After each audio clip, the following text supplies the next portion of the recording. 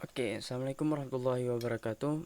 Kembali lagi di channel School Ngoding. Pada kesempatan kali ini kita akan masuk ke dalam pembahasan tentang mengenai disiplin ilmu dari kecerdasan buatan ya. Jadi kita di sini akan menjelaskan tentang salah satu metode yang terdapat pada teknik searching, yaitu salah satu teknik yang ada di kecerdasan buatan ataupun artificial intelligence, di mana metode ini dilakukan untuk pencarian ya.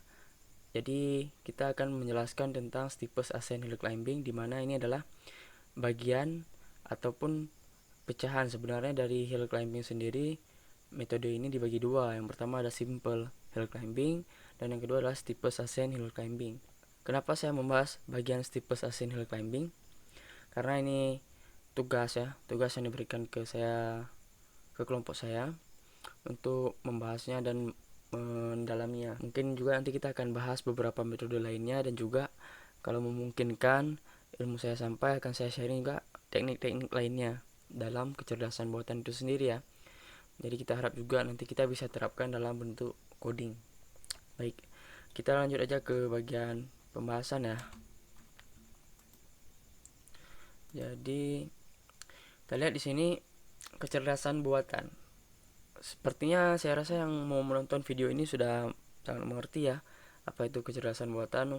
Walaupun kita jelaskan sedikit di sini, kecerdasan buatan atau artificial intelligence merupakan salah satu bagian dari ilmu komputer yang mempelajari bagaimana mesin ataupun komputer dapat melakukan pekerjaan seperti dan sebaik yang dilakukan manusia, bahkan bisa lebih baik daripada yang dilakukan manusia gitu.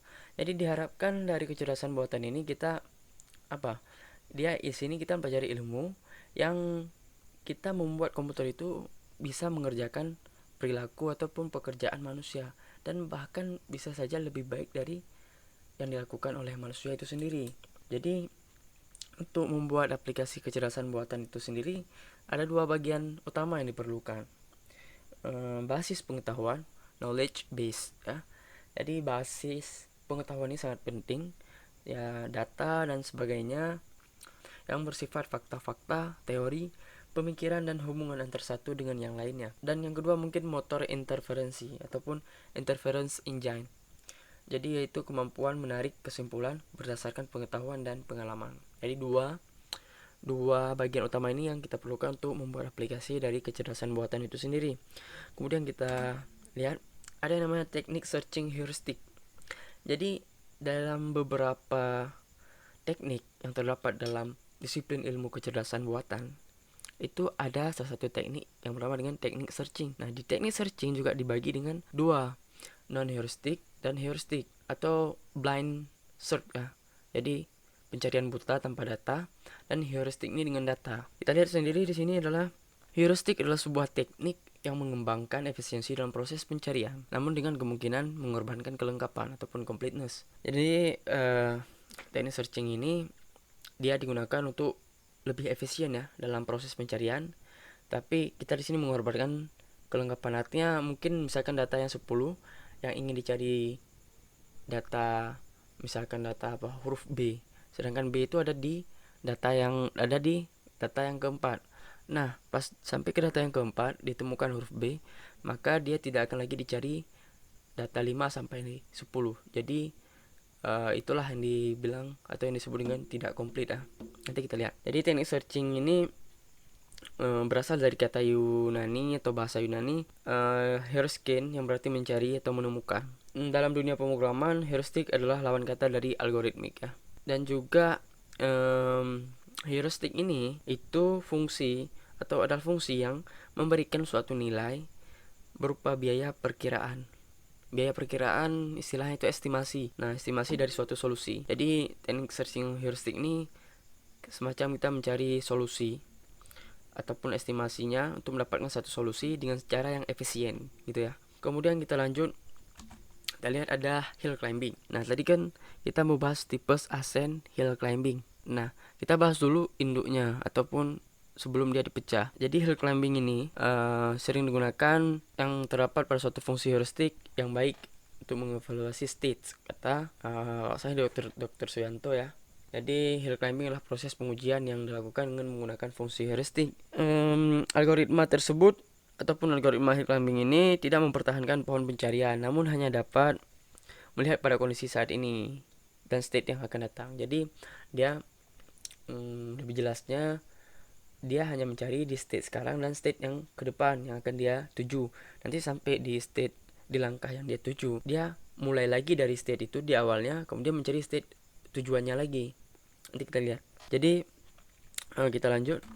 Ada steepest ascent. Nah, steepest ascent hill climbing itu sendiri merupakan metode algoritma yang banyak digunakan untuk permasalahan optimasi.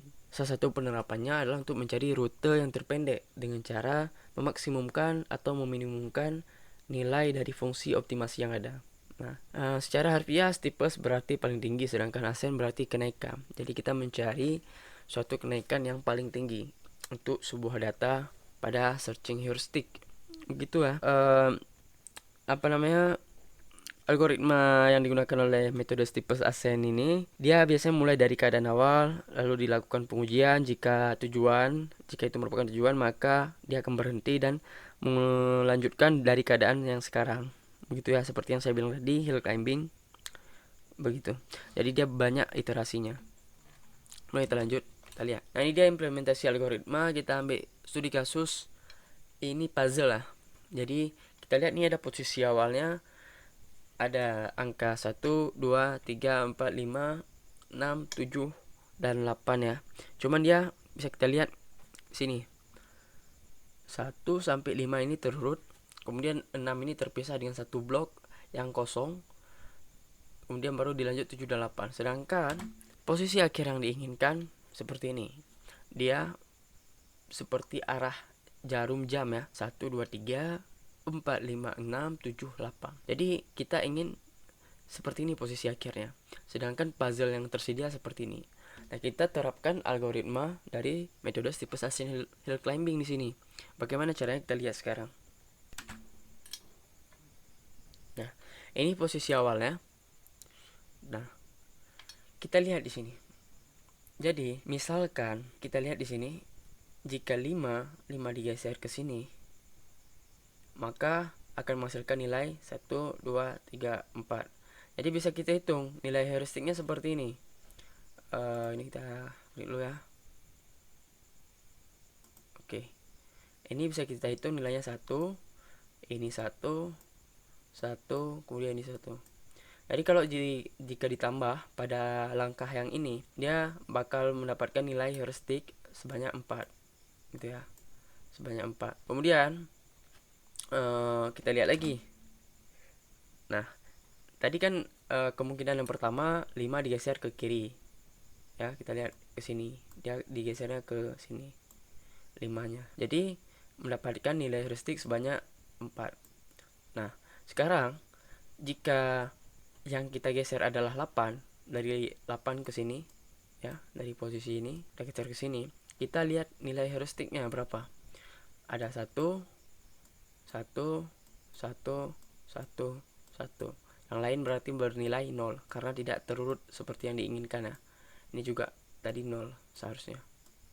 Ini 0, ini 0. Ya. Jadi sekarang kita hitung jumlahnya.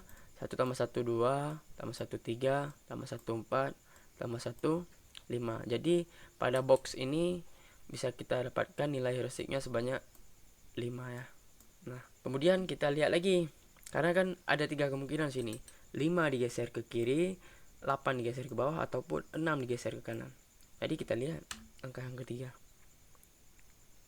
Nah, sekarang 6 digeser ke bawah. Kita lihat berapa nilai heuristik yang terdapat pada puzzle dengan kemungkinan 6 digeser ke blok yang kosong tadi. Tadi ada nilai 1, 1, 1, 1, 1, 1. Betul kan? 1, 2, 3, 4, 5, 6. Kemudian di sini terpisah. Jadi setelah ini nilai heuristiknya adalah 0. Nah, kalau kita tambah, kita jumlahkan ini, maka bernilai berapa? 1 tambah 1 2, tambah 1 3, tambah 1 4, tambah 1 5, tambah 1 6. Jadi pada langkah ini mendapatkan nilai 6. Nah, nilai 6 ini adalah nilai heuristik yang paling tinggi di antara yang lainnya. Karena kita menggunakan steepest, kita mencari nilai yang kenaikannya paling tinggi. Maka step inilah yang berhak untuk melanjutkan step tujuan lagi. Maksudnya ini menjadi keadaan sekarang ataupun state sekarang untuk bisa melanjutkan mencari tujuan yang diinginkan, gitu ya. Sekarang kita lihat slide selanjutnya. Nah, dari 6 tadi dia ada dua kemungkinan. Kita balik lagi ya. Dari 6 tadi, di sini kita lihat ada dua kemungkinan. Kemungkinan yang pertama 6 digeser ke kiri itu, ataupun 7 digeser ke bawah, betul kan? Yang lain tidak bisa ya. Yang lain semuanya ada blok puzzle yang lain. Jadi kita lihat ada dua kemungkinan. Nah, ini kemungkinan yang pertama 7 digeser ke bawah. Kita cari nilai heuristiknya berapa? Ada 1 1 1 1 1 1 1. Ini 0. Betul? Jadi ada berapa? 7 ya. Ada 7. Kemudian ini ada berapa? 1 2 3 4 5. Sampai sini sudah 0. Sudah tidak ada lagi nilai. Maka ini mendapatkan nilai 5. Dari kedua puzzle ini, nilai heuristik yang tertinggi adalah blok puzzle ini 7 dengan menggeserkan 7 ke bawah. Jadi state inilah yang berhak untuk melanjutkan langkah selanjutnya. Jadi kita lihat dari state ini ada dua kemungkinan lagi, yaitu 8 pindah ke kiri ataupun 7-nya yang naik ke atas ya. Kita lihat jika 7 yang kita naikkan ke atas sudah pasti ya. Tadi ada perulangan atau iterasi ini yang terjadi di langkah yang pertama tadi. Jadi kita lihat di sini nilainya cuma sampai sini. Jadi cuma mendapatkan nilai 6. Betul? Yang lain 0. Ini 0, ini 0. Sekarang kita lihat yang jika kemungkinan 8-nya yang digeser ke kiri. 8 digeser ke kiri. Kita lihat. Nah. Maaf, tadi ada 3 kemungkinan seharusnya. 7 digeser ke atas, 1 digeser ke bawah, 8 digeser ke kiri ya. Nah, 1 yang digeser ke bawah kita lihat dia mendapatkan nilai berapa. Kalau dilihat dari sini bisa dapat nilai 5, 2, 3, 4, 5, 6. Ya, betul 6. Tapi sebenarnya kalau nanti ada pilihan lain yang mungkin lebih terurut ini, maka ini tidak bisa dijadikan acuan karena ini dari awalnya sudah mendapatkan nilai 0 ya. Seharusnya ini 0 gitu. Kemudian kita lihat kemungkinan yang ketiga, itu 8 digeser ke kiri. Nah, 8 digeser ke kiri menghasilkan nilai berapa? 1 2 3 4 5 6 7 8. 8 ya. Jadi inilah yang paling besar nilai heuristiknya, dan sebenarnya inilah juga tujuan akhir yang diinginkan dari puzzle tadi. Betul kan? Jadi begitulah implementasi dari algoritma metode steep ascent hill climbing ini ya. Kurang lebih seperti itulah teman penerapannya. Sekarang kita lihat apa performance-nya. Jadi setiap teknik itu ada yang namanya pengujian ya, atau diuji tingkat kelayakannya lah. Jadi dalam teknik searching ada yang disebut dengan uji performansi. Yang pertama ada completeness, kemudian kedua optimality, yang ketiga time complexity, dan yang keempat space complexity. Nah, kita lihat completeness ini, apakah metode tersebut menjamin penemuan solusi jika solusinya memang ada? Ya, menjamin. Tapi dia tidak komplit. Betul tidak? Tadi tidak komplit. Kenapa? Karena saat kita sudah mendapatkan nilai akhir, nah, kita sudah mendapatkan nilai ini kan. Kita tidak lagi mencari 2 turun ke bawah, atau 4 turun ke kiri, digeser ke kiri, atau 6 naik ke atas. Jadi dia sampai di sini. Artinya tadi ada blok yang digunakan, yang digeser-geser dari tadi cuman ada, kita lihat 5 ya. Kalau kurang salah tadi ada 5 yang digeser, kemudian 7, ada 8, 6 yang seperti itu. 1 2 3 dan 4 tadi tidak ada kita geser menggunakan algoritma ini. Jadi dia tidak komplit tapi menemukan tujuan. Nah, inilah yang tadi kita bahas dari awal, bahwa mengorbankan completeness. Dia dikorbankan jadi dia tidak komplit. Begitu ya. Kemudian optimality, apakah metode tersebut menjamin menemukan solusi yang terbaik jika terdapat beberapa solusi yang berbeda? Pasti ya. Jadi optimal, sangat optimal. Kita nggak perlu banyak menggunakan tempat. Jadi dia mencari nilai yang terbaik. Nah, saat didapatkan, maka itulah yang sediakan, begitu kurang lebih ya. Jadi dia nggak mencari lagi nilai-nilai ataupun menyediakan ya yang kurang baik, jadi optimal. Kemudian ada yang ketiga, time complexity, berapa lama waktu yang diperlukan. Nah, di sini sebab akibat dari penggunaan pencarian heuristik sangat terlihat sebenarnya pada metode ini, karena pengorbanan pada kelengkapan sehingga hasil yang didapat itu menjadi lebih cepat. Jadi bisa jelas ini ya, semacam ada korelasi di antara ini berdua, karena saat ini tidak komplit dilaksanakan, sudah pasti waktunya lebih efisien ya. Dia lebih efisien. Namun jika ini komplit, maka waktunya sudah pasti akan lebih banyak digunakan. Begitu ya. Jadi untuk time dipastikan lebih efisien. Kemudian space, berapa banyak memori yang diperlukan. Nah, kita lihat tadi kita hanya menggeser beberapa blok puzzle untuk mendapatkan tujuan akhir kita. Apakah itu memberikan kita memerlukan memori yang lebih banyak ketimbang kita menggeser semua blok puzzle gitu? Tidak ya. Jadi kalau kita dibanding-bandingkan itu, kita space-nya itu terjangkau. Bisa dibilang penggunaan memori pada algoritma Steeples ini terbilang relatif rendah, karena itu pencariannya dilakukan secara forward dari initial state ataupun dilanjutkan dari state yang keadaannya sekarang sampai state tujuan gitu ya. Jadi dia nggak banyak makan tempat atau memori.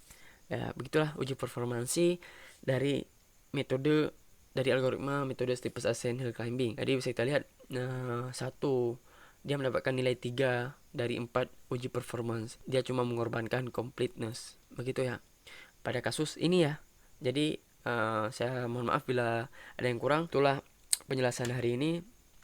Billahi taufiq wal hidayah. Assalamualaikum warahmatullahi wabarakatuh.